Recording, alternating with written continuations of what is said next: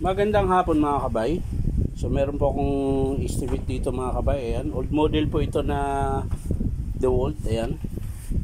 Bali ang model niya mga kabay ay DW668. Ayan. Wala na rin po itong pyesa, pero titingnan na lang natin kung anong sira. Ayan, gumagana pa siya mga kabay. Nga lang masiklab siya. Ayan. Panoorin niyo po.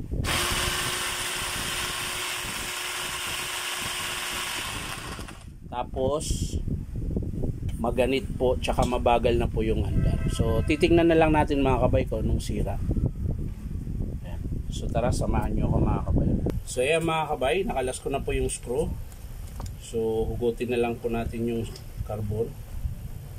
Ayan. Haba pa ng carbon niya mga kabay. Oh. Ayan. Na lang mabagal yung kanyang andar. So tingnan natin mga kabay. Yun.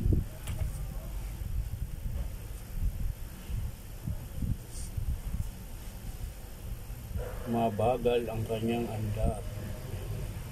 Lalim na po ng armature. Sira po mga kabay.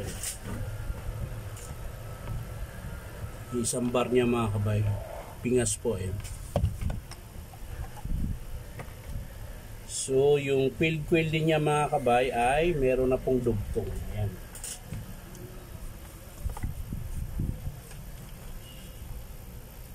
Ayan po mga kabay. Tapos, yung bearing, ayan, pinaka-housing niya po, sira din po. Ayan. So, malabo na po ito mga kabay.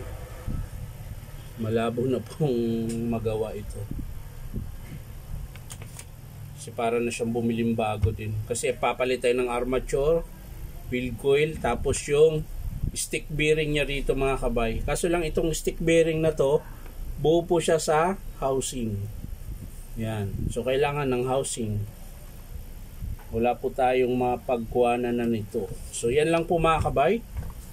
So bubuuin ko na lang siya uli. Kasi malabo na rin naman pong magawa ito dahil wala na pong pyesa. So babalik ko na lang po siya.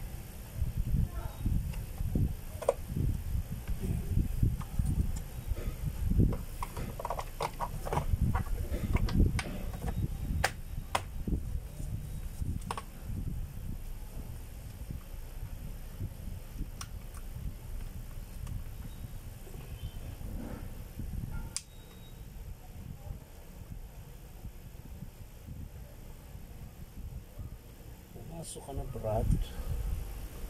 Huwag mo na akong pahirapan pa. Ayan, kaya pala nakaharang pala yung wire mga kabay.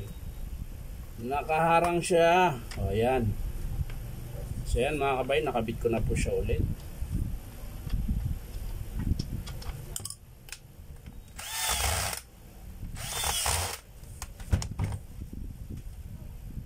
Built nga niya mga kabay, hindi na po ito yung original niya. Yan na mo, ang liit. So baka isama na rin natin sa estimate yan mga kabay.